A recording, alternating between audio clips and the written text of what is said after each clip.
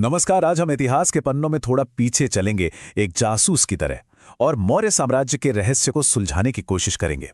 हम ये जानेंगे कि इतिहासकारों को आखिर वो कौन से सुराग मिले जिनकी मदद से वो हमें 2300 साल पहले के इस विशाल साम्राज्य की कहानी सुना पाते हैं। एक बात और, ये टॉपिक प्रतियोगी परीक्षाओं के लिहाज से बहुत ही जरूरी है, तो हर बात को ध्यान से समझना है। तो आज का हमारा रोड मैप क्या है? सबसे पहले हम देखेंगे कि इतिहास के स्रोत खोजे कैसे जाते हैं। फिर हम उन लिपियों को समझने की दिलचस्प कहानी जानेंगे जिनके बिना सब अधूरा था। इसके बाद साहित्यिक, विदेशी और पुरातात्विक सबूतों की बात करेंगे और अंत में परीक्षा में आने वाले सबसे जरूरी पॉइंट्स को एक बार फिर से पक्का करेंगे। तो चलिए अपनी इस खोज की शुरुआत करते हैं एक बहुत ही बुनियादी लेकिन बहुत ही गहरे सवाल के साथ।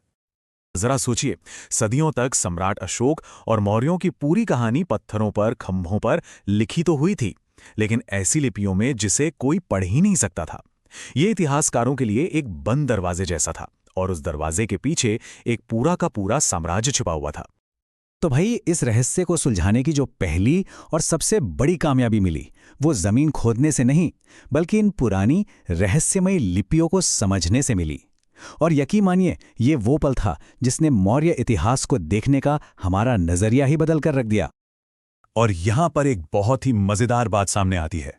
ये जो दो मेन लिपियां थीं, ब्राह्मी और खरोष्ठी, इन दोनों को एक ही व्यक्ति, जेम्स प्रिंसेप ने डिकोड किया। सोचिए जरा, एक इंसान की मेहनत ने हमें एक पूरे साम्राज्य की आवाज वापस लौटा दी। ये साल 1837, इसे अपने दिमाग में बिठा लीजिए। प्रतियोगी परीक्षाओं में ये तारीख अक्सर पूछी जाती है। ये वही ऐतिहासिक साल था जब अशोक के शिलालेखों का राज हमारे सामने खुला और मौर्य काल की जानकारी का एक तरह से कह सकते हैं खजाना ही हमारे हाथ लग गया। जैसे ही इन लिपियों को पढ़ा गया, मानो वो बेजुबान पत्थर बोलने लगे। सम्राट अशोक का पूरा साम्राज्य हमारी आंखों के सामने जैसे जिंदा हो गया। तो ये वो चाबी थी जिसने मौर्य इतिहास की हमारी आज की समझ का ताला खोला था। अच्छा, अब जब ताला खुल चुका है तो चलिए अंदर चलते हैं और देखते हैं कि उस खजाने में क्या क्या है। सबसे पहले बात करते हैं लिखित ग्रंथों की, यानी साहित्यिक स्रोतों की। ये हमें बताते हैं कि उस समय के लोग अपने समाज, अपने शासन के बारे में क्या लिखते और क्या सोचते थे। अब ये टेबल देखिए। ये स्रोत हमें अलग अलग नजरिए देते हैं।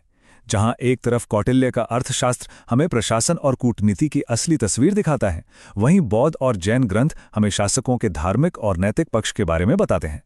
पुराण हमें राजाओं की वंशावली की लिस्ट देते हैं। अब एक इतिहासकार का काम इन सभी को एक साथ रखकर एक पूरी तस्वीर बनाना होता है, क्योंकि कभी कभी ये ग्रंथ एक दूसरे से थोड़ी अलग कहानी भी सुनाते हैं। लेकिन कहानी सिर्फ किताबों तक ही सीमित नहीं है। हमें दो और बहुत जरूरी सुराग मिलते हैं। पहला, उस समय जो विदेशी यात्री यहां आए, उन्होंने क्या लिखा, और दूसरा, वो ठोस सबूत जो मौर्य साम्राज्य खुद अपने पीछे छोड़ गया, यानी पुरातात्विक साक्ष्य। सोचिए, ये एक बाहरी व्यक्ति की आंखों देखा हाल है, एक आउटसाइडर का पर्सपेक्टिव। ये हमें समाज की वो तस्वीर दिखाता है जो शायद हमें स्थानीय ग्रंथों में ना मिले। मेगास्थनीज की इंडिका हमें मौर्यकालीन भारत को एक विदेशी नजरिए से देखने का एक शानदार मौका देती है। और अब आते हैं ठोस सबूतों पर, वो सबूत जिन्हें हम छू सकते हैं, देख सकते हैं। अशोक के शिलालेख हमें सीधे सम्राट के शब्द बताते हैं। सिक्के, गुफाएं और शहर के खंडहर, ये वो पुरातात्विक सबूत हैं जो साहित्यिक स्रोतों में लिखी बातों की या तो पुष्टि करते हैं या फिर कभी-कभी उन्हें चुनौती भी देते हैं। और इसी से इतिहास का एक भरोसेमंद ढांचा तैयार होता है। तो इससे पहले कि हम इन सभी धागों को एक साथ बुनकर पूरी कहानी तैयार करें, चलिए एक बार जल्दी से इन सभी स्रोतों की मुख्य श्रेणियों को फिर से देख लेते हैं। तो कुल मिलाकर हमारा पूरा ज्ञान इन 4 स्तंभों पर टिका है। पहला, लिपियों को समझने की वो जादुई चाबी, और फिर 3 अलग-अलग तरह के सबूत, साहित्यिक, विदेशी और पुरातात्विक।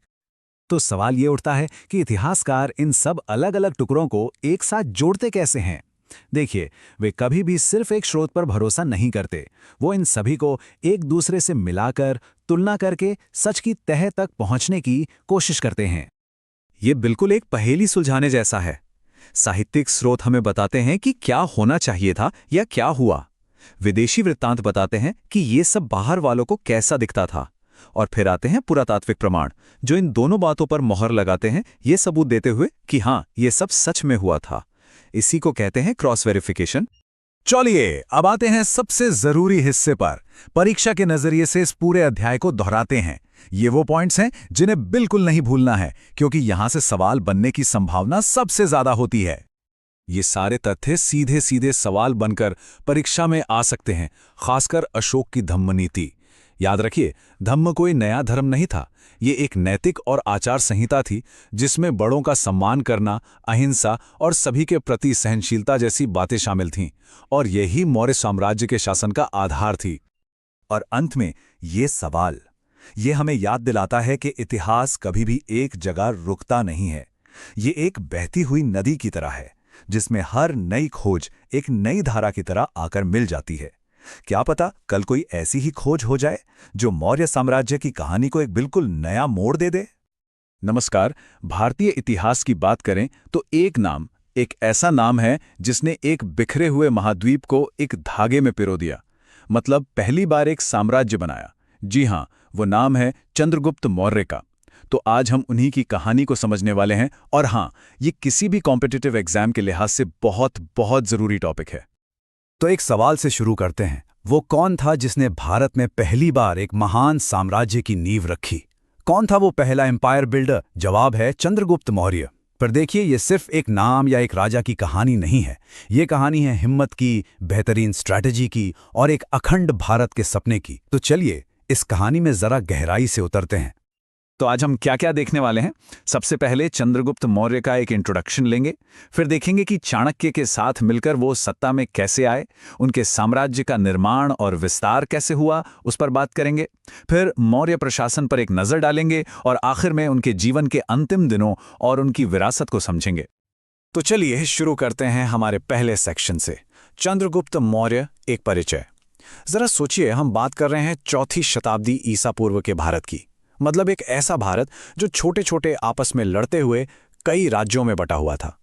और ठीक इसी माहौल में एक नौजवान सामने आता है और इतिहास का रुख ही मोड़ देता है।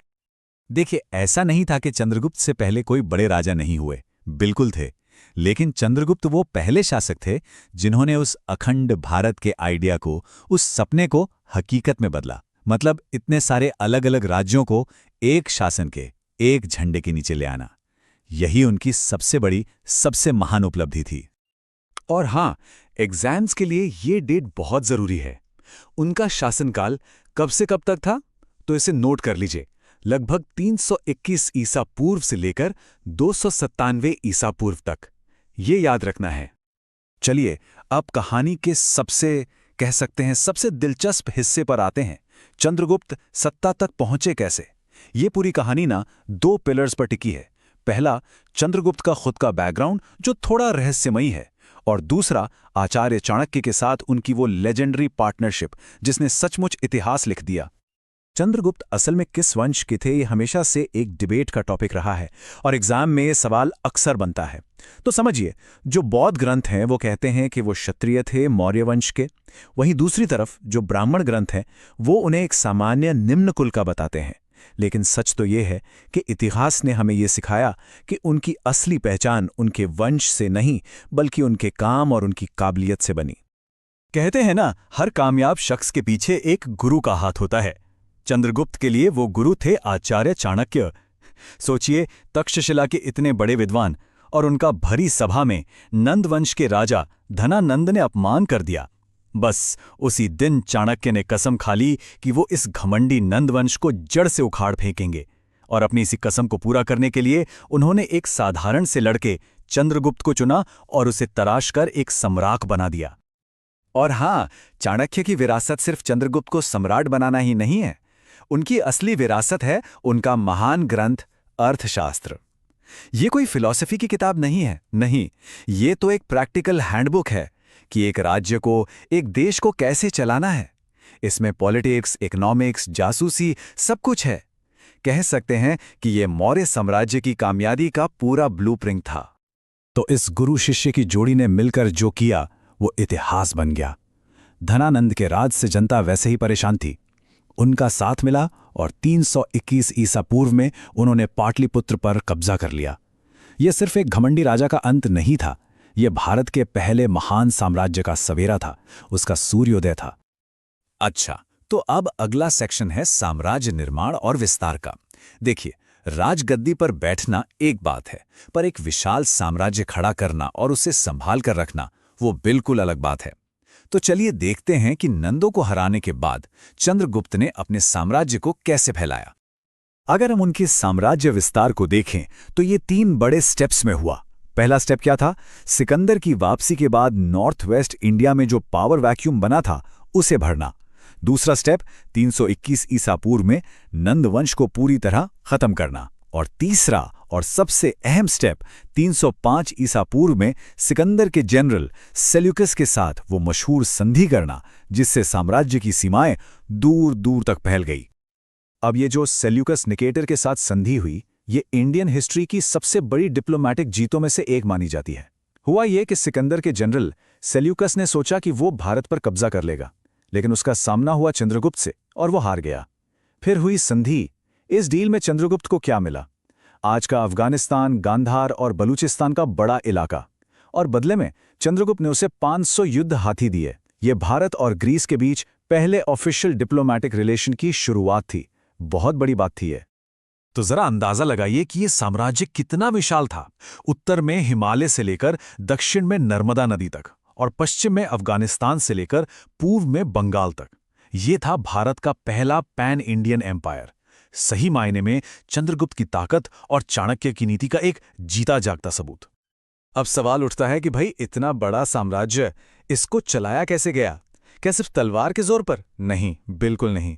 इसे चलाया गया एक बहुत ही शानदार, एक वेल ऑर्गेनाइज्ड एडमिनिस्ट्रेशन के दम पर। और इस पूरे सिस्टम की नींव थी चाणक्य की अर्थशास्त्र। इस एडमिनिस्ट्रेशन का स्ट्रक्चर समझना बहुत आसान है। सोचिए एक पिरामिड की तरह। सबसे टॉप पर सेंटर में होता था राजा। राजा के नीचे थे प्रांत यानी प्रोविंस। प्रांतों को बांटा गया था जिलों में, जिन्हें उस जमाने में विषय कहा जाता था। और एडमिनिस्ट्रेशन की सबसे छोटी और बुनियादी यूनिट थी गांव। और इस पूरे सिस्टम को मजबूती देते थे 4 पिलर्स। पहला, एक बहुत बड़ी परमानेंट आर्मी, लगभग 6 लाख सैनिक। सोचिए। दूसरा, एक जबरदस्त जासूसी नेटवर्क जो चप्पे चप्पे पर नजर रखता था। तीसरा, एक बहुत ही ऑर्गेनाइज्ड टैक्स कलेक्शन सिस्टम, जिससे राज्य की तिजोरी हमेशा भरी रहती थी। और चौथा, कड़े कानून और तेज न्याय व्यवस्था, ताकि सब कुछ कंट्रोल में रहे। चलिए अब बात करते हैं चंद्रगुप्त के जीवन के आखिरी पड़ाव की। और सच कहूं तो ये उनकी जिंदगी का सबसे हैरान करने वाला चैप्टर है। एक ऐसा सम्राट जिसने इतना बड़ा साम्राज्य बनाया, उसने आखिर में सब कुछ छोड़कर एक बिल्कुल ही अलग रास्ता अपना लिया। हुआ ये कि अपनी जिंदगी के आखिरी सालों में चंद्रगुप्त मौर्य जैन धर्म की तरफ बहुत आकर्षित हुए और उन्होंने जैन गुरु भद्रबाहु के साथ दक्षिण भारत की यात्रा की। वो कर्नाटक के श्रवणबेलगोला पहुंचे और वहीं बस गए। सोचकर देखिए, एक सम्राट जिसके पास सब कुछ था, उसने सब कुछ त्याग दिया। इतिहास में ऐसा उदाहरण मिलना बहुत मुश्किल है। और यहाँ एक शब्द आता है, सल्लेखना। ये एग्जाम के लिए बहुत जरूरी है। ये जैन धर्म की एक प्रथा है जिसमें कोई व्यक्ति मोक्ष पाने के लिए अपनी मर्जी से खाना पीना छोड़कर देह का त्याग करता है।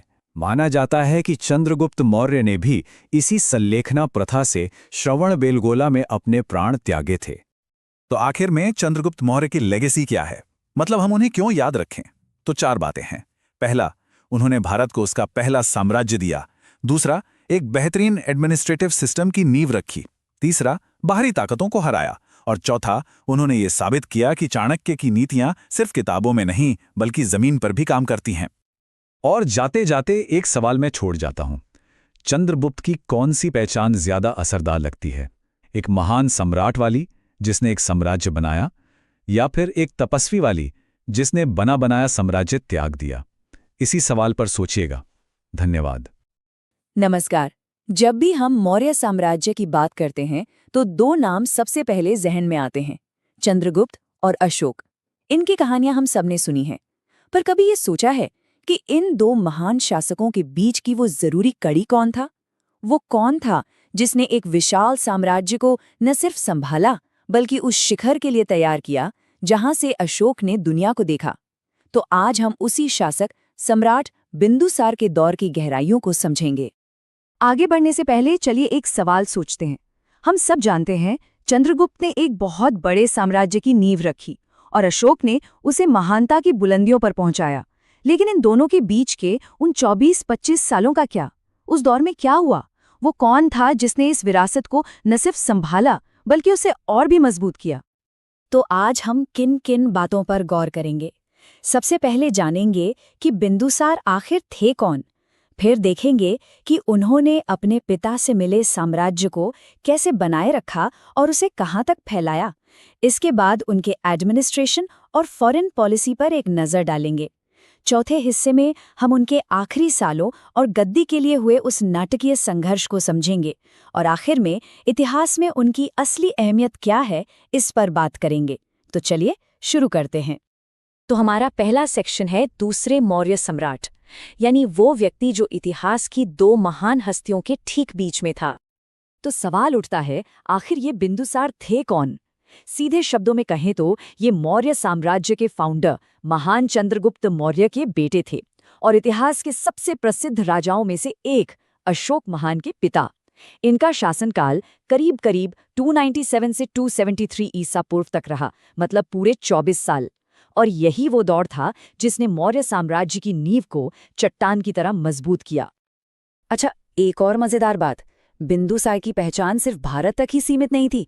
जो यूनानी लेखक थे उन्होंने इन्हें एक बहुत दमदार टाइटल दिया था, अमित्रघात, जिसका सीधा सा मतलब है शत्रुओं का नाश करने वाला। और ये सिर्फ एक नाम नहीं था, बल्कि उनकी मिलिट्री पावर और उस दौर में उनकी इंटरनेशनल रेप्यूटेशन का एक पक्का सबूत था। और हाँ, ये पॉइंट एग्जाम के लिहाज से भी बहुत इंपॉर्टेंट है। चलिए अब आते हैं दूसरे हिस्से पर, साम्राज्य का संरक्षण और विस्तार।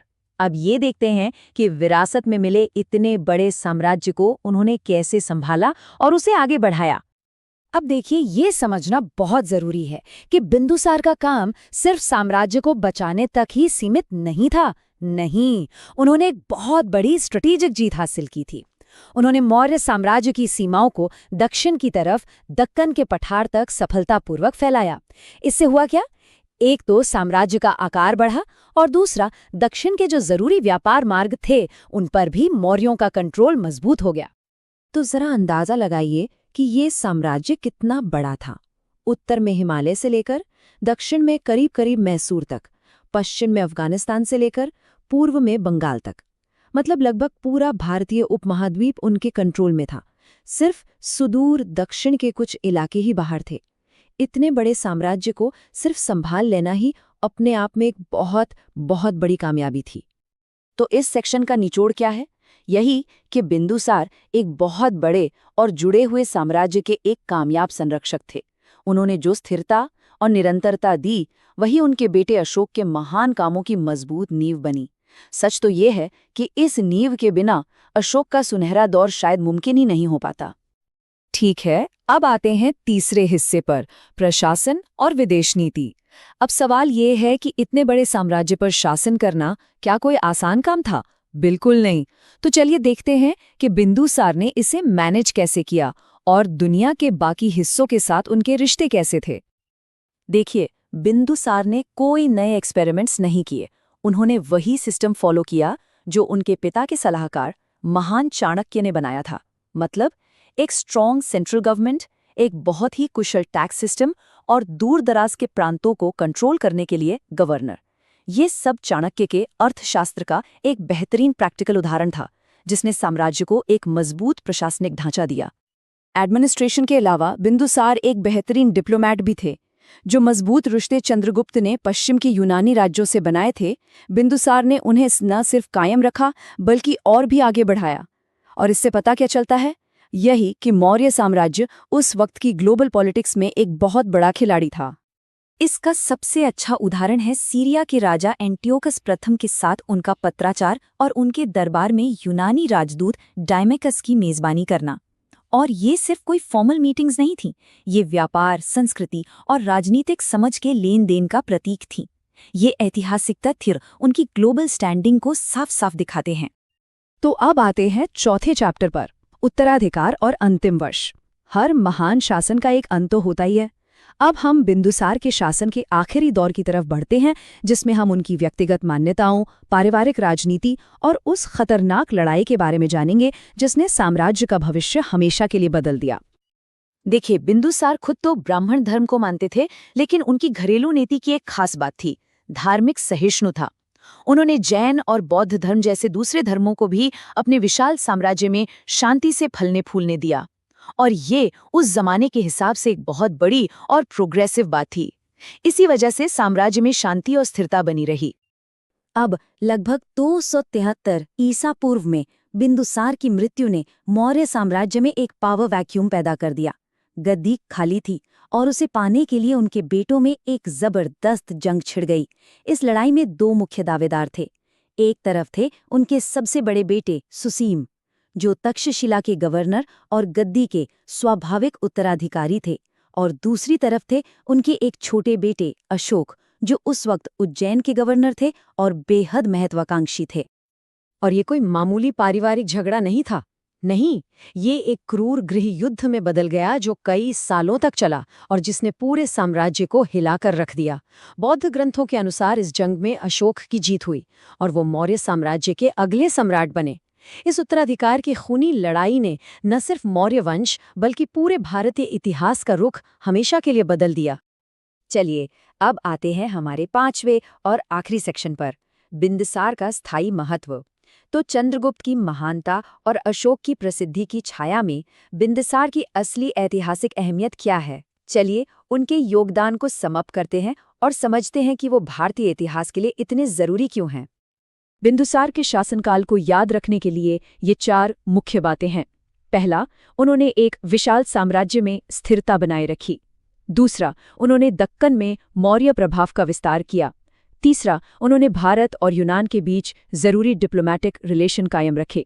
और चौथा, जो शायद सबसे जरूरी है, उन्होंने अशोक के महान शासन के लिए एक मजबूत प्रशासनिक, आर्थिक और सैन्य नींव तैयार की। अब सवाल ये भी उठता है कि हमें ये सब पता कैसे चलता है? तो देखिए, ये जानकारी इतिहास के अलग अलग टुकड़ों को जोड़ने से मिलती है। भारतीय स्रोतों में पुराण हैं, दिव्यावदान जैसे बौद्ध ग्रंथ हैं और जैन साहित्य भी हैं। इसके अलावा यूनानी लेखकों और राजदूत डाइमिकस जैसे विदेशी रिकॉर्ड हमें एक बाहरी नजरिया देते हैं। इन सब को मिलाकर ही हम बिंदुसार के समय की एक ज्यादा पूरी तस्वीर बना पाते हैं। तो चलिए, आखिर में एक सवाल पर सोचते हैं। क्या बिंदुसार का वो 24 साल का स्थिर और मजबूत शासन ही वो खामोश नींव थी जिस पर अशोक के महान और विश्व प्रसिद्ध साम्राज्य की इमारत खड़ी हुई? शायद एक शत्रुओं का नाश करने वाले की सबसे बड़ी विरासत वही शांति और व्यवस्था थी जो उसने अपने ज्यादा मशहूर बेटे के लिए छोड़ी। ये एक ऐसा सवाल है जो हमें इतिहास को एक अलग ही नजरिए से देखने पर मजबूर करता है। जब हम भारतीय इतिहास की बात करते हैं तो कुछ नाम ऐसे हैं जो हमेशा याद रहते हैं, और उनमें से एक हैं सम्राट अशोक। आज हम सम्राट अशोक की उस अद्भुत यात्रा को समझेंगे जिसमें एक क्रूर विजेता शांति का दूत बन गया। ये कहानी सिर्फ दिलचस्प ही नहीं बल्कि प्रतियोगी परीक्षाओं के लिए भी बहुत बहुत जरूरी है। तो सवाल यही है कि आखिर ऐसा क्या हुआ? एक ऐसा सम्राट जो युद्ध के लिए जाना जाता था, वो अशोक महान कैसे बन गया? चलिए, इस पूरी कहानी और इस अविश्वसनीय बदलाव को परत दर परत समझते हैं। इस कहानी को समझने के लिए हमें थोड़ा पीछे जाना होगा। सम्राट बनने से पहले युवा अशोक कैसे थे, उनकी पहचान क्या थी? आइए जानते हैं।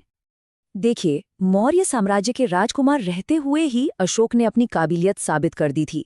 वो सम्राट बिंदुसार के बेटे थे। उज्जैन के गवर्नर के तौर पर उन्होंने बेहतरीन प्रशासन चलाया, और जब तक्षशिला में विद्रोह हुआ तो उसे भी बड़ी सख्ती से कुचल दिया। मतलब वो एक काबिल प्रशासक और एक कठोर सैन्य नेता के तौर पर जाने जाते थे। आपको जानकर हैरानी होगी कि शुरुआती रिकॉर्ड्स, खासकर जो बौद्ध ग्रंथ हैं, वो अशोक को चंड अशोक कहते थे। चंड अशोक यानी क्रूर अशोक। और ये छवि तब और पक्की हो गई जब उन्हें सिंहासन के लिए एक खूनी संघर्ष करना पड़ा। अब ये बहुत दिलचस्प बात है, अशोक के जो अलग अलग नाम हैं वो खुद उनकी कहानी बताते हैं। उनका असली नाम तो अशोक था, लेकिन उनके शिलालेखों में हमें नाम मिलता है देवानम पिय पियदस्सी, जिसका मतलब है देवताओं का प्रिय। और फिर बाद में वो धम्मा अशोक के नाम से जाने गए, जिसकी कहानी हम आगे देखेंगे। तो सिंहासन तक का उनका सफर कैसा था? देखिए, ये आसान बिल्कुल नहीं था। माना जाता है कि अपने पिता बिंदुसार की मृत्यु के बाद उन्हें अपने ही भाइयों के साथ सत्ता के लिए एक लंबा और क्रूर संघर्ष करना पड़ा, जिसके कई साल बाद उनका औपचारिक राज्याभिषेक हो पाया। और अब हम आते हैं अशोक के जीवन के सबसे बड़े, सबसे अहम मोड़ पर। एक ऐसी घटना जिसने न सिर्फ अशोक को बल्कि पूरे भारत के इतिहास की धारा को ही बदल कर रख दिया। जी हाँ, हम बात कर रहे हैं कलिंग के विनाशकारी युद्ध की। तो ये युद्ध हुआ क्यों? वजहें तो बड़ी सीधी सादी थी, स्ट्रेटेजिक थी, जैसे व्यापार के रास्तों पर कब्जा करना और मौर्य साम्राज्य को और मजबूत करना।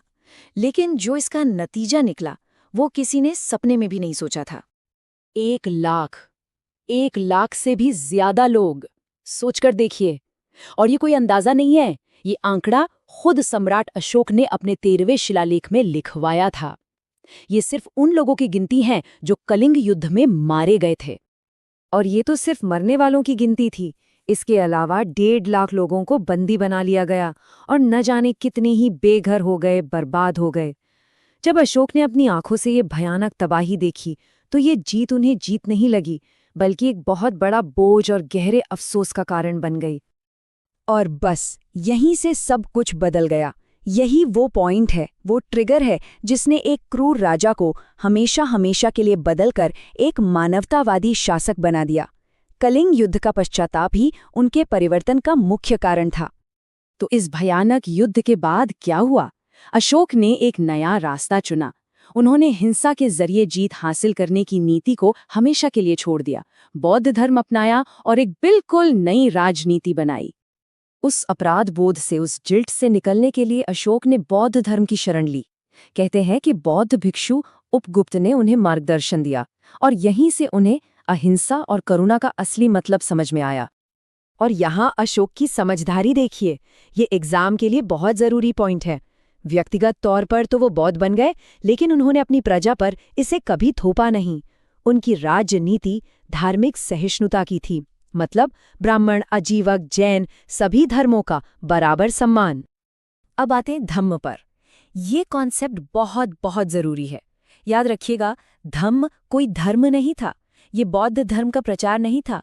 ये एक नैतिक कोड था, एक कोड ऑफ कंडक्ट जो हर इंसान के लिए था, चाहे उसका कोई भी धर्म हो।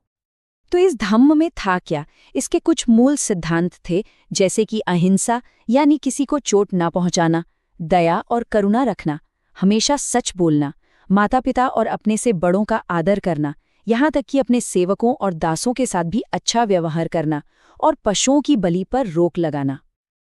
अच्छा, तो ये तो हो गए सिद्धांत। लेकिन अशोक ने ये पक्का कैसे किया कि ये संदेश हर किसी तक पहुंचे?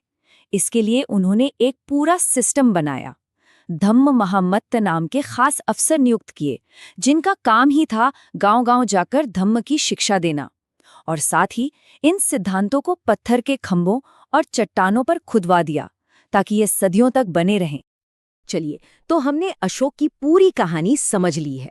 अब फटाफट कुछ ऐसे पॉइंट्स देख लेते हैं जो एग्जाम के लिहाज से सबसे ज्यादा जरूरी है और जिन्हें हमें बिल्कुल नहीं भूलना है। ये टेबल आपके लिए बहुत काम की है। इसमें वो फैक्ट्स हैं जो अक्सर एमसीक्यूज में सीधे सीधे पूछ लिए जाते हैं, जैसे कलिंग युद्ध कब हुआ? 261 ईसा पूर्व। किस शिलालेख में इसका जिक्र है? 13वें शिलालेख में। अशोक का आधिकारिक नाम क्या था? देवानापिय पियदसी। और उनकी मुख्य नीति क्या थी? धम्म। तो कुल मिलाकर अशोक की असली विरासत क्या है? उनकी विरासत जमीन जीतने की नहीं, बल्कि दिल जीतने की है। उनकी विरासत है चंडा अशोक से धम्म अशोक बनने का सफर, एक क्रूर विजेता से एक धर्मी शासक बनने की कहानी। और अशोक की कहानी हमें एक बहुत बड़े सवाल के साथ छोड़ जाती है। क्या किसी शासक के शांति और धर्म के काम उसके अतीत में की गई क्रूरता और हिंसा को सच में भुला सकते हैं? इस पर सोचिएगा जरूर। नमस्कार। आज हम इतिहास के एक ऐसे शक्तिशाली सम्राट की कहानी जानेंगे जिसने जंग जीतने के बाद अपनी तलवार रख दी और एक बिल्कुल ही नए तरह का एक नैतिक साम्राज्य बनाने की कोशिश की। असल में यही वो सवाल है जो सम्राट अशोक के शासन के उस दौर को समझने के लिए सबसे जरूरी है, जो कलिंग युद्ध में हुए भयानक खून खराबे के बाद शुरू हुआ। तो हुआ ये कि उस युद्ध के बाद अशोक ने एक बिल्कुल नया और अनोखा प्रोजेक्ट शुरू किया, अपने विशाल साम्राज्य को एक नैतिक साम्राज्य या कहें तो एक वेलफेयर स्टेट में बदलने का। चलिए अब गहराई से समझते हैं कि उन्होंने ये किया कैसे। इस नैतिक साम्राज्य की नींव रखने के लिए अशोक ने जो सबसे पहला काम किया वो था अपने प्रशासन और उसके असल मकसद को ही पूरी तरह से बदल देना। अशोक ने पाटलिपुत्र से यानी अपनी राजधानी से पूरे साम्राज्य पर अपना कंट्रोल और मजबूत किया और साथ ही एक रेगुलर इंस्पेक्शन का सिस्टम बनाया ताकि ये पक्का हो सके कि उनकी कल्याणकारी नीतियां साम्राज्य के हर कोने में ठीक से लागू हो रही हैं। सोचिए उस जमाने में ये कितना बड़ा और अनोखा कदम था। और हाँ, ये सिर्फ खोखले वादे या विचार नहीं थे। जैसा कि उनके शिलालेख नंबर 2 और 7 में हमें मिलता है, उन्होंने बाकायदा इंसानों और जानवरों दोनों के लिए अस्पताल बनवाए, दवाइयों के लिए जड़ी बूटियों की खेती करवाई और मुसाफिरों के लिए सड़कों के किनारे पेड़ लगवाए, कूड़े खुदवाए और आराम करने के लिए सराय बनवाई। ये सब उनकी प्रजा की भलाई के लिए उठाए गए ठोस कदम थे। तो यहाँ जो सबसे जरूरी बात समझने की है वो है सरकार के काम करने के तरीके में आया एक बुनियादी बदलाव। अब मकसद साम्राज्य को फैलाना नहीं बल्कि अपनी प्रजा की देखभाल करना था। ये कॉन्सेप्ट अपने समय से सदियों आगे का था।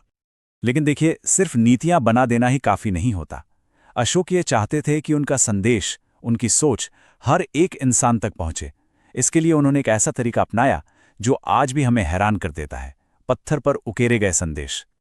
ये बात परीक्षाओं के लिहाज से बहुत जरूरी है। अशोक ने आम लोगों की भाषा यानी प्राकृत का इस्तेमाल किया, लेकिन उसे लिखवाया कई लिपियों में, ब्राह्मी, खरोष्ठी, यहां तक कि ग्रीक और अरामी में भी, ताकि उनके विशाल साम्राज्य के हर कोने में हर इंसान उस संदेश को पढ़ और समझ सके। उनका जो 13वां प्रमुख शिलालेख है वो तो एक तरह से पब्लिक में की गई एक असाधारण स्वीकारोक्ति है। इसमें वो साफ साफ कलिंग युद्ध पर अपना पछतावा जाहिर करते हैं और यही पछतावा उनकी नई सोच और नए दर्शन की नींव बना। और ये देखिए, ये उनकी धार्मिक सहिष्णुता की नीति को कितने शानदार ढंग से दिखाता है। इतने बड़े और अलग अलग धर्मों वाले साम्राज्य में शांति बनाए रखने के लिए ये उनका मूल मंत्र था। अब इन नीतियों को जमीन पर लागू कौन करेगा? इसके लिए उन्होंने धम्मा महामात्र नाम के खास अफसरों की एक टीम बनाई। इनका काम था पूरे साम्राज्य में घूम घूम कर ये पक्का करना कि लोग एक नैतिक जीवन जी रहे हैं, बड़ों का आदर कर रहे हैं और सभी धर्मों के बीच प्यार बना हुआ है। अशोक की जो सोच थी वो सिर्फ पत्थरों पर लिखे शब्दों तक ही नहीं रुकी, बल्कि उनकी शानदार कला में भी झलकती थी। और इसका सबसे बेहतरीन उदाहरण है सारनाथ का सिंह स्तंभ। ये उनके धर्मचक्र प्रवर्तन और साम्राज्य की शक्ति दोनों का प्रतीक था। और इसकी विरासत आज भी हमारे साथ है। यही प्राचीन प्रतीक आज हमारे भारत का राष्ट्रीय चिन्ह है। तो इस पूरे हिस्से का निचोड़ यह है कि अशोक के शिलालेख असल में इतिहास की पहली पब्लिक सर्विस अनाउंसमेंट थे, जिन्हें पत्थर पर तराशा गया था ताकि वो हमेशा के लिए अमर हो जाएं। लेकिन अशोक की सोच सिर्फ अपने साम्राज्य तक ही सीमित नहीं थी। उन्होंने एक नई तरह की विदेश नीति, एक नई तरह की फॉरेन पॉलिसी शुरू की। वो पहले भारतीय शासक थे जिन्होंने नैतिक कूटनीति यानी मॉरल डिप्लोमेसी की प्रैक्टिस की। उन्होंने पश्चिम के ग्रीक राज्यों में जंग के पैगाम नहीं बल्कि शांति और धम्म के दूत भेजे। उन्होंने बौद्ध धर्म के प्रचार प्रसार को भी एक सिस्टमैटिक तरीके से आगे बढ़ाया। पहले पाटलिपुत्र में एक बहुत बड़ी बौद्ध परिषद बुलाई और फिर मिशनरीज को दुनिया के अलग अलग कोनों में भेजा, जिसमें उनके अपने बेटे महेंद्र और बेटी संघमित्रा भी शामिल थे। तो ये बात गांठ बांध लीजिए कि अशोक की कोशिशें ही वो सबसे बड़ी वजह थी जिनके कारण बौद्ध धर्म भारत से निकलकर एक विश्व धर्म बन पाया। चलिए अब इन सारी बातों को समेटते हैं और परीक्षा के नजरिए से जो सबसे जरूरी पॉइंट्स हैं उन पर फोकस करते हैं। शुरुआत इस सवाल से कि इतिहासकारों को ये सब पता कैसे चला। अशोक के शासन को समझने के लिए इतिहासकारों के पास भारतीय और विदेशी दोनों तरह के स्रोत हैं। भारतीय स्रोतों में तो उनके अपने शिलालेख और बौद्ध ग्रंथ हैं जो हमें उनकी सोच बताते हैं। वहीं ग्रीक लेखकों जैसे विदेशी स्रोत हमें बाहरी दुनिया की नज़र से उनके साम्राज्य को दिखाते हैं। उनका लंबा और इतिहास को बदल देने वाला शासनकाल करीब 232 ईसा पूर्व में खत्म हुआ, लेकिन उनकी मृत्यु के बाद भी उनकी विरासत आज भी जिंदा है, जिसका अब हम एक क्विक रिकैप करेंगे। किसी भी परीक्षा के लिए अशोक के ऐतिहासिक महत्व के ये 4 स्तंभ हमेशा याद रखिएगा। वो इतिहास के पहले नैतिक शासक थे। उन्होंने भारत के पहले कल्याणकारी राज्य की नींव रखी। उन्होंने बौद्ध धर्म को एक विश्व धर्म बनाया और वो प्रशासन में शिलालेखों का इस्तेमाल करने वाले एक महान इनोवेटर थे। जाते जाते एक सवाल पर जरूर सोचिएगा। आज की हमारी इस मॉडर्न दुनिया में अशोक के ये जो प्राचीन सिद्धांत है, चाहे वो पब्लिक हेल्थ केयर हो, धार्मिक सहिष्णुता हो या फिर नैतिक कूटनीति, इनमें से कौन सा सिद्धांत आज के शासन के लिए सबसे ज्यादा मायने रखता है? नमस्कार। आज हम इतिहास के एक बहुत ही दिलचस्प पन्ने को पलटेंगे। हम मौर्य साम्राज्य को देखेंगे, लेकिन एक ट्विस्ट के साथ। अपनी आंखों से नहीं, बल्कि उन विदेशियों की आंखों से जो हजारों साल पहले यहाँ आए थे। तो सबसे पहले एक सवाल, आखिर हमें हजारों साल पुराने किसी साम्राज्य के बारे में पता कैसे चलता है? मतलब सोचिए, कोई फोटो नहीं, कोई वीडियो नहीं, फिर कैसे? इसका जवाब कई बार मिलता है आउटसाइडर्स से, मतलब जो लोग बाहर से देख रहे होते हैं। और मौर्य साम्राज्य के केस में ये आउटसाइडर्स थे उस जमाने के फॉरेन एम्बेसडर्स। तो चलिए अब सीधे मिलते हैं हमारे पहले और सबसे अहम गवाह से। ये वो इंसान है जिन्होंने दुनिया को मौर्यकालीन भारत की एक ऐसी तस्वीर दी जो इससे पहले किसी के पास नहीं थी, और इनका नाम था मेगास्थनीज। अब ये सिर्फ एक ग्रीक डिप्लोमैट नहीं थे, ये एक इतिहासकार भी थे और हर चीज को बड़ी बारीकी से देखने वाले एक ऑब्जर्वर भी। अब ये स्लाइड उस जमाने के जियोपॉलिटिक्स को समझने के लिए बहुत जरूरी है। जरा सोचिए, एक तरफ है Greek Raja Seleucus I Nicator और दूसरी तरफ है मौर्य साम्राज्य के संस्थापक सम्राट चंद्रगुप्त मौर्य। और मेगास्थनीज इन दो सुपर पावर्स के बीच की कड़ी थे। कमाल है ना? तो मेगास्थनीज जब भारत में थे तो उन्होंने जो भी देखा सुना उसे सिर्फ अपने दिमाग में नहीं रखा, उन्होंने सब कुछ लिख डाला, और उस किताब का नाम था इंडिका। अब यहाँ एक छोटी सी प्रॉब्लम है। इंडिका की जो ओरिजिनल किताब थी वो तो खो गई, लेकिन और ये बहुत इंटरेस्टिंग है, बाद के ग्रीक राइटर्स ने अपनी किताबों में इंडिका को इतना कोट किया कि हिस्टोरियंस ने उन टुकड़ों को एक पजल की तरह जोड़कर किताब को लगभग फिर से तैयार कर लिया। और इसीलिए मेगास्थनीज इतने ज्यादा इम्पॉर्टेंट हैं। उनकी लिखी बातें हमें मौर्य साम्राज्य का एक आउटसाइडर्स व्यू देती हैं कि उनका प्रशासन कैसा था, राजधानी कैसी थी, समाज कैसा था। ये एक ऐसा पर्सपेक्टिव है जो हमें कहीं और से नहीं मिलता। लेकिन रुकिए, कहानी सिर्फ मेगास्थनीज की नहीं है, वो तो बस एक शुरुआत थे। ये जो डिप्लोमैटिक कनेक्शन था ये काफी लंबा चलने वाला था। उनके बाद भी दो और अहम दूत आए, डायमाकोस और डायोनिशियस। इससे ये पता चलता है कि ये जो रिश्ते थे ये चंद्रगुप्त मौर्य के बाद भी जारी रहे, उनके बेटे बिंदुसार और फिर महान सम्राट अशोक के समय तक भी। पश्चिम के बड़े बड़े साम्राज्यों से मौर्य दरबार का कनेक्शन बना रहा। हाँ, ये बात सही है कि इन दोनों की लिखी हुई किताबें हमें नहीं मिली है, लेकिन सिर्फ इनका मौर्य दरबार में होना ही अपने आप में एक बहुत बड़ा सबूत है। सबूत इस बात का कि मौर्य साम्राज्य कोई अलग थलग एम्पायर नहीं था, बल्कि उस दौर का एक ग्लोबल पावर था। तो एक तरह से पूरी कहानी का सार इस टेबल में है। देखिए, 3 अलग अलग विदेशी राजा और सामने 3 मौर्य सम्राट, एक के बाद एक। चंद्रगुप्त मौर्य, फिर बिंदुसार और फिर अशोक। मतलब ये एक पीढ़ी का नहीं बल्कि पीढ़ियों का रिश्ता था। तो अब सवाल ये उठता है कि इन सब का मतलब क्या है? आज के समय में ये राजदूत हमारे लिए इतने इम्पोर्टेंट क्यों हैं? इनकी लेगेसी क्या है?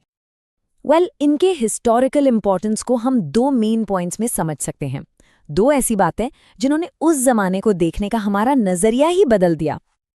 पहला पॉइंट तो जाहिर है, मेगास्थनीज की इंडिका। ये मौर्य साम्राज्य पर एक बाहरी नजरिए से लिखा गया सबसे अहम प्राइमरी सोर्स है। इससे हमें पता चलता है कि उस वक्त का भारत एक विदेशी की आंखों से कैसा दिखता था। और दूसरा पॉइंट, इन तीनों राजदूतों का होना, इनकी मौजूदगी ही इस बात का सबूत है कि मौर्य साम्राज्य उस जमाने की कनेक्टेड दुनिया का एक एक्टिव हिस्सा था। उसके डिप्लोमैटिक रिश्ते मिडिल ईस्ट और मेडिटेरेनियन तक फैले हुए थे।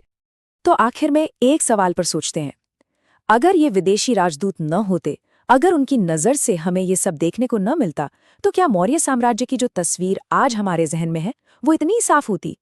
शायद नहीं। सोचिए, एक ऐसा साम्राज्य जिसने लगभग पूरे भारत को एक कर दिया, उसके सबसे महान राजा के जाने के बाद उसका क्या हुआ होगा? चलिए आज इतिहास के इसी बड़े सवाल का जवाब ढूंढते हैं। तो आज हम बात करने वाले हैं मौर्य साम्राज्य के उस दौर की जो सम्राट अशोक के बाद शुरू हुआ। ये वो समय था जिसने भारत के पहले महान साम्राज्य के बिखरने की कहानी लिखी। तो आज के इस सफर में हम क्या-क्या देखने वाले हैं? पहले अशोक के बाद क्या हुआ, फिर उनके उत्तराधिकारी कौन थे, साम्राज्य का पतन कैसे हुआ और इस महान राजवंश का अंत कैसे हुआ, और हाँ, आखिर में हम परीक्षा के लिहाज से जो भी जरूरी बातें हैं उन्हें भी दोहराएंगे। तो चलिए शुरू करते हैं। कहानी शुरू होती है अशोक की मृत्यु के ठीक बाद। अगले 50 सालों में यही वो दौर था जब सब कुछ धीरे धीरे बदलने लगा था। हाँ, पूरे 50 साल। अशोक के जाने के बाद भी मौर्य साम्राज्य 50 साल तक टिका रहा, पर सिर्फ नाम का। इस दौरान जो केंद्रीय सत्ता थी वो लगातार कमजोर होती जा रही थी। आप ऐसा समझ सकते हैं कि साम्राज्य एक बड़े पेड़ की तरह था जो बाहर से तो खड़ा था पर अंदर से खोखला हो रहा था। और एक बात, जो लोग कम्पिटिटिव एग्जाम्स की तैयारी कर रहे हैं उनके लिए ये टॉपिक बहुत बहुत ज़रूरी है। साम्राज्यों का पतन कैसे होता है, सत्ता कैसे बदलती है, इस तरह के सवाल अक्सर इसी दौर से पूछे जाते हैं, तो ध्यान से सुनिएगा। तो सवाल ये है कि अशोक के बाद राजगद्दी पर कौन बैठा। चलिए मिलते हैं उन पहले उत्तराधिकारियों से जिनके राज में ही इस महान साम्राज्य की दीवारों पर पहली दरारें पड़नी शुरू हो गई थीं। तो सबसे पहले आते हैं दशरथ मौर्य। इनका शासनकाल था 232 से लेकर 224 ईसा पूर्व तक। रिश्ते में ये अशोक के पोते लगते थे, पर सवाल ये है कि क्या वो अपने महान दादा की विरासत को संभाल पाए। देखिए, दशरथ ने कोशिश तो बहुत की। उन्होंने अशोक की जो जनकल्याण वाली नीतियां थीं उन्हें जारी रखने की पूरी कोशिश की, और इसका सबूत भी है। बराबर गुफाओं में उनके शिलालेख मिले हैं, लेकिन वो साम्राज्य को एक सूत्र में बांधकर नहीं रख सके। उन्हीं के समय में जो प्रांत थे वो धीरे धीरे आज़ाद होने लगे थे, और बस यहीं से केंद्रीय सत्ता के कमजोर होने का सिलसिला शुरू हो गया। अच्छा, दशरथ के बाद गद्दी पर बैठे संप्रति मौर्य। उनका शासनकाल रहा 224 से 215 ईसा पूर्व तक। ये भी अशोक के ही पोते थे, लेकिन इनकी कहानी दशरथ से थोड़ी अलग है। संप्रति जो थे वो जैन धर्म के बहुत बड़े संरक्षक थे। कुछ इतिहासकार मानते भी हैं कि उनके धार्मिक और कल्याणकारी कामों की वजह से साम्राज्य के कुछ हिस्सों में स्थिरता आई, शांति बनी। पर ये कोशिशें एक डूबते हुए जहाज में एक छोटे से छेद को बंद करने जैसी थीं। पूरे साम्राज्य को बिखरने से बचाने के लिए ये काफी नहीं था। अब यहाँ से कहानी और तेजी से बदलती है। संप्रति के बाद तो मानो शासकों की एक लाइन सी लग गई। ऐसे राजा आए जिनके बारे में हमें ज्यादा जानकारी भी नहीं मिलती, लेकिन एक बात साफ है, इनके समय में साम्राज्य के पतन की रफ्तार वो बहुत बहुत तेज हो गई थी। ये जो टाइमलाइन है ये अपने आप में पूरी कहानी कह देती है। देखिए, शालिशुक के समय में तो पतन के संकेत एकदम साफ दिखने लगे थे। फिर आए देववर्मन और शतधन्वन। इनके दौर तक आते आते तो साम्राज्य बहुत ज्यादा सिकुड़ चुका था। प्रशासन कमजोर पड़ गया था, सेना की ताकत घट गई थी, और जो बचे खुचे प्रांत थे वो भी एक एक करके हाथ से निकलते जा रहे थे। और अब हम पहुंच चुके हैं कहानी के अंतिम पड़ाव पर, वो मोड़ जहां मौर्य वंश का आखिरी अध्याय लिखा जाना था। मिलिए बृहद्रथ मौर्य से, मौर्य वंश के आखिरी सम्राट। जब इन्हें राजगद्दी मिली तब तक वो महान मौर्य साम्राज्य बस अपने नाम का रह गया था। एक बहुत बड़ी और शक्तिशाली इमारत की बस एक परछाई बाकी थी। तो फिर अंत हुआ कैसे? क्या किसी बाहरी ताकत ने हमला किया? नहीं, अंत आया अंदर से ही, एक तख्ता पलट के जरिए। बृहद्रथ का अपना ही सेनापति पुष्यमित्र शुंग, उसी ने उन्हें धोखा दिया। उन्हें गद्दी से हटाया गया और पुष्यमित्र ने शुंग वंश की स्थापना की। और बस उसी दिन मौर्य साम्राज्य का सूरज हमेशा के लिए अस्त हो गया। तो अब सबसे बड़ा सवाल, आखिर इतना विशाल साम्राज्य, इतना मजबूत साम्राज्य ढह कैसे गया? चलिए अब इसके कारणों का विश्लेषण करते हैं, और यह हिस्सा परीक्षा के नजरिए से बहुत महत्वपूर्ण है। देखिए, किसी भी बड़े साम्राज्य के पतन का कोई एक कारण नहीं होता, कई सारी चीजें एक साथ होती हैं। पहला तो ये कि अशोक के बाद जो उत्तराधिकारी आए वो कमजोर थे। दूसरा, साम्राज्य इतना विशाल हो चुका था कि उसे एक जगह से संभालना बहुत मुश्किल हो रहा था। धीरे धीरे सेना की शक्ति भी कम हो गई और शायद सबसे बड़ा कारण जो क्षेत्रीय शक्तियां थी वो सिर उठाने लगी थीं। अब वो पाटलिपुत्र के आदेश मानने को तैयार नहीं थीं। बस इन सब वजहों ने मिलकर मौर्य साम्राज्य के अंत की पटकथा लिख दी। चलिए तो अब एक फटाफट रिकैप कर लेते हैं ताकि परीक्षा के लिए सारी जरूरी पॉइंट्स याद रह जाएं। ये टेबल रिवीजन के लिए एकदम परफेक्ट है। चंद्रगुप्त से लेकर बृहद्रथ तक सभी मौर्य शासकों का पूरा क्रम और उनका शासनकाल सब एक जगह पर है। मेरी सलाह है कि इसका एक स्क्रीनशॉट लेकर जरूर रख लें, बहुत काम आएगा। और जाते जाते एक सवाल मैं सबके लिए छोड़ रही हूं। क्या मौर्य साम्राज्य का पतन तय था? क्या ये होना ही था? या अगर अशोक के बाद कोई और ताकतवर शासक गद्दी पर बैठता तो क्या इतिहास का रुख कुछ और हो सकता था? इस पर विचार जरूर कीजिएगा।